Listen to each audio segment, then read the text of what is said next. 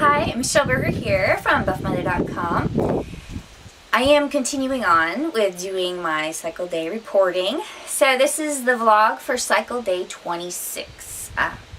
Let's see, 26 is actually not too bad of a day for me typically. Typically I've gotten over that initial surge of hormones, like I said, on the last day or two. Day 24, actually this month was my worst day. Typically it's day 24, 25. So day 26, I just feel a little bit more nesty. I like to nest, meaning that cleaning, organizing, stuff like that I typically hate doing, kind of draws me in. I'm not super focused. I have really jumped scattered today, forgetting. I typically end up forgetting taking my vitamins on during boosting, high PMS days. I forget what I'm doing. I start a project, like for instance, I looked up a phone number for my daughter for her orthodontist, right? But I forgot what I was doing once I got onto the internet. Then I finally remembered, so it's just one of those things to where kind of a little more forgetful, a little less focused, more nesty, more lovey-dovey, more just emotional, I'd say. Not always a bad thing. I mean, to feel a little bit more girly for me is a good thing sometimes. But I just feel slow and a little more, in some ways, type B personality, but then a lot of other ways, I'm a little high strung on these days. So let's just go over it real quick on the charting from my book, Hormonal Timing. And like I said before, you can get that chart on my website, buffmother.com, under free articles. So it's cycle day 26. Typically I have a 28-day cycle, so I am looking for a couple more days out of this month. And then I'll continue on boosting until we get through to cycle day 5 or so. So the boosting phase is where I really focus on weight training a lot more, boosting my metabolism. That's why it's called boosting. Using the hormones that are in my system that actually make me really strong to capitalize on some good workouts to help build muscle, help create an anabolic environment in my body. And so I can capitalize on the good effects of the hormones that I'm dealing with, and then try to negate the bad effects. And one of the strategies to negate bad effects is just make sure I'm eating a little bit more, because your body actually burns more calories during your high hormonal times of the month. So like actually the week before you get your period, you can burn up to 500 calories more a day, and that's part of why we have so many cravings, and we can't stick to our diet because you actually need more calories. So it's a great time to just realize that you need to work with your body a little bit, up your caloric intake just slightly so that you can maintain your weight, but also stay in control, and so you don't have those binges and things like that. So been really trying to just focus on that. I have actually had a few more carbs. I can tend to eat more carbs during this time of the month than any other time because my body naturally burns more glucose. That's one of the other benefits.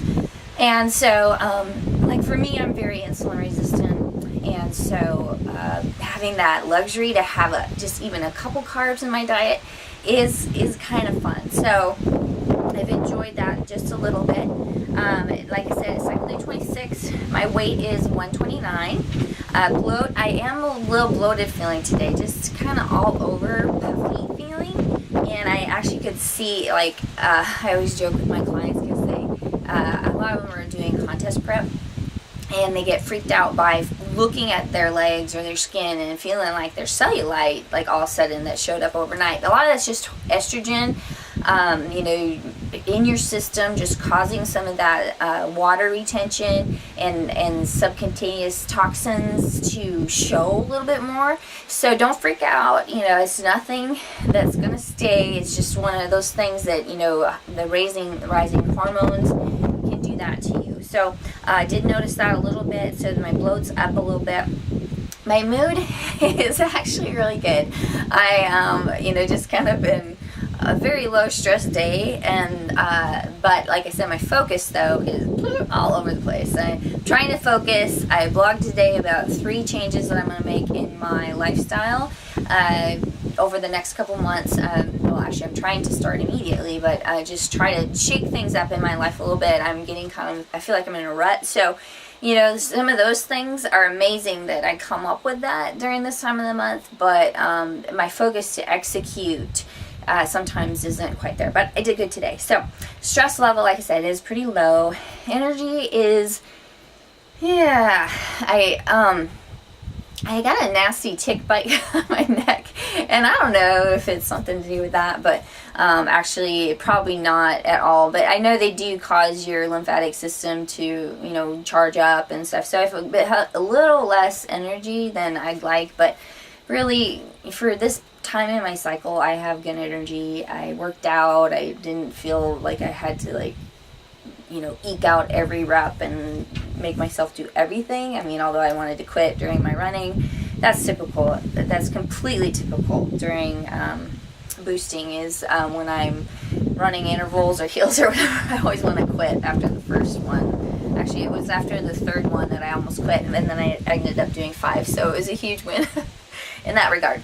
Now, pain is good. I did have a horrible headache this morning when I first woke up, and that was when I had to bring my son to football at 6:30, and I had this headache right on the top of my head, and then I ended up with a stomach ache, and I was like, okay, I have to go back to bed. So I did go back to bed, and once I woke up again, I felt better. So that's the only major pain that I've had, and the extra sleep cured it. Hunger, I've been medium hungry, not extremely bad. Strength, I feel strong, not anything superhuman or anything like that, but I feel good and strong. Had a strong workout. Sleep, like I said, I had to go back to sleep, and this is what's frustrating to me about my sleep, is that I feel like I need a ton of sleep. I didn't go to bed too late last night. I would imagine I got a total of about 9 to 10 hours of sleep, and I don't know why I need so much, but yeah, so I mean, I slept pretty good. Libido is good. I don't ever have many complaints there. And then like I said, just some of the other funny things is the nesting syndrome and just being a little more emotional, but that's typical. So, like I said, this book is gold. Hormonal Timing by Buff Mother.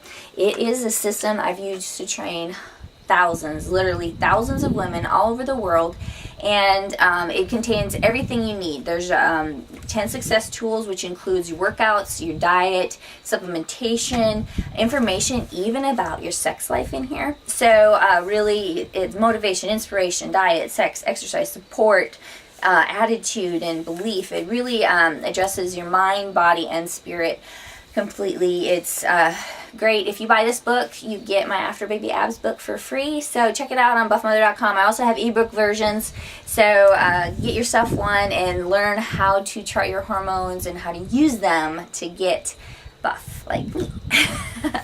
So anyway, have a great day, and I will talk to you later.